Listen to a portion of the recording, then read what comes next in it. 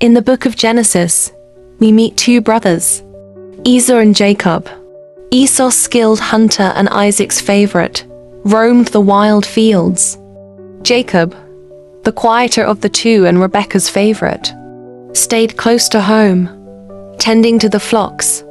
Though twins, they couldn't have been more different in personality. Yet their lives were woven together in God's intricate plan.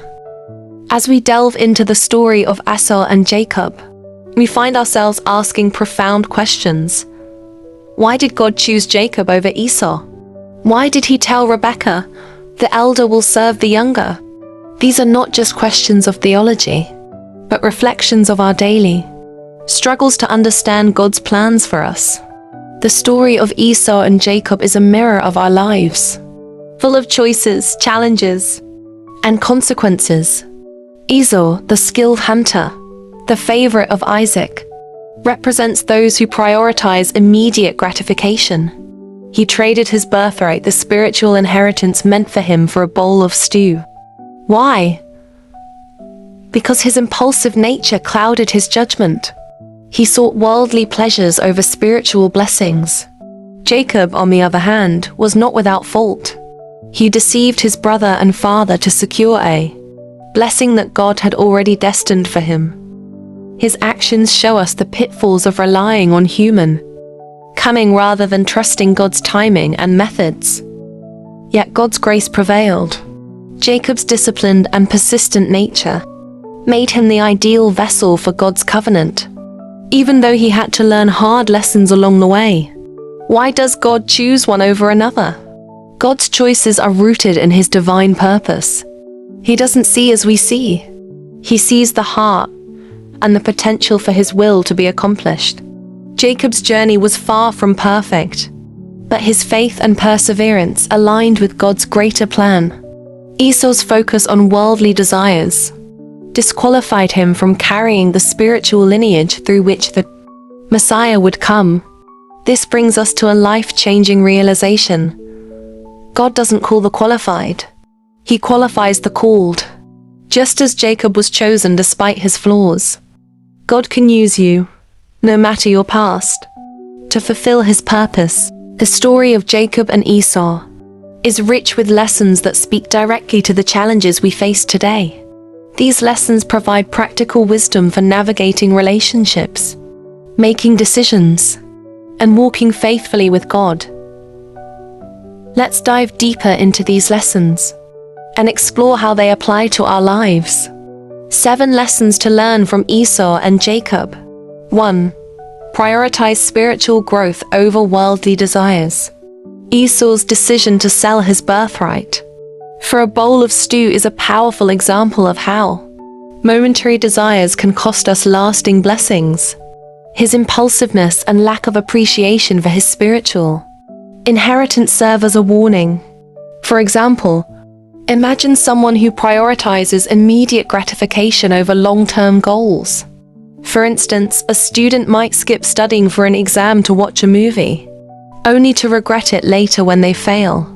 Similarly, in our spiritual lives, we may neglect prayer, Bible study, or serving others because we are distracted by temporary pleasures.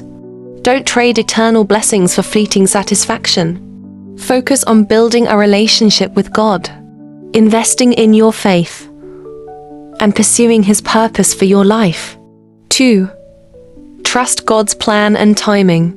Jacob's deceit to secure his blessing caused unnecessary struggles, yet God's plan ultimately prevailed.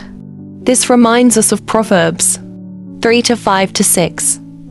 Trust in the Lord with all your heart, and do not lean on your own understanding. In all your ways acknowledge him, and he will make straight your paths. When we try to control outcomes, we often create more problems for ourselves.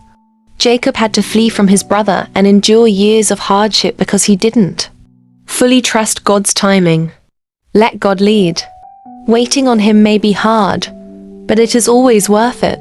The Lord is good to those who wait for him, to the soul who seeks him. 3.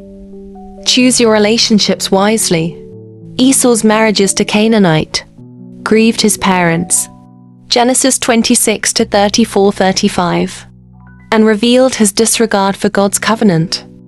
This highlights the importance of seeking God's guidance in relationships. Paul reminds us in 2 Corinthians 6:14, "Do not be unequally yoked with unbelievers.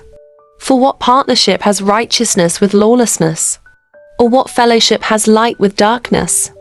Relationships shape your spiritual journey. Surround yourself with people who encourage you to grow in faith and align with God's purpose for your life. 4.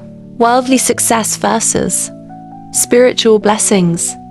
Esau valued material gain over spiritual blessings.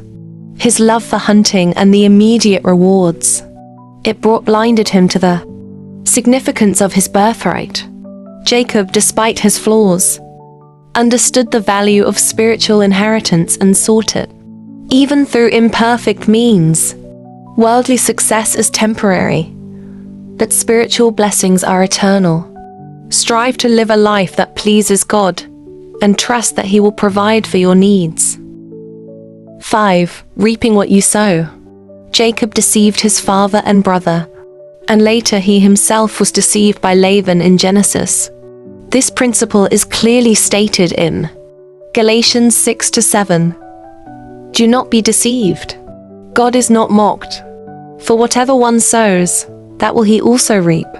But if we turn back to God, He will be faithful to forgive and guide us into His perfect plan.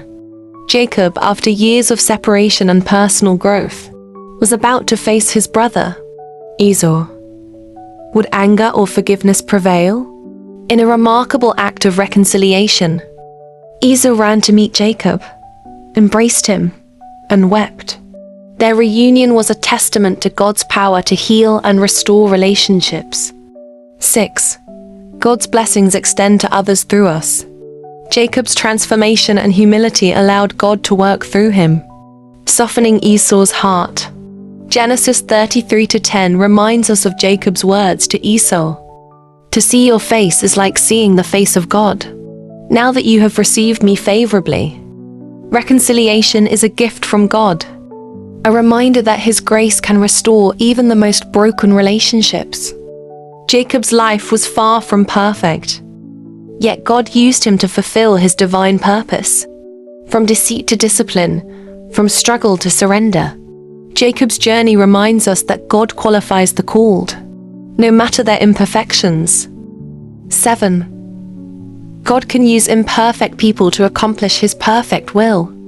2 Corinthians 5:17 reminds us, if anyone is in Christ, he is a new creation. The old has passed away. Behold, the new has come. Beloved, God's plans for you are perfect, even when they don't make sense.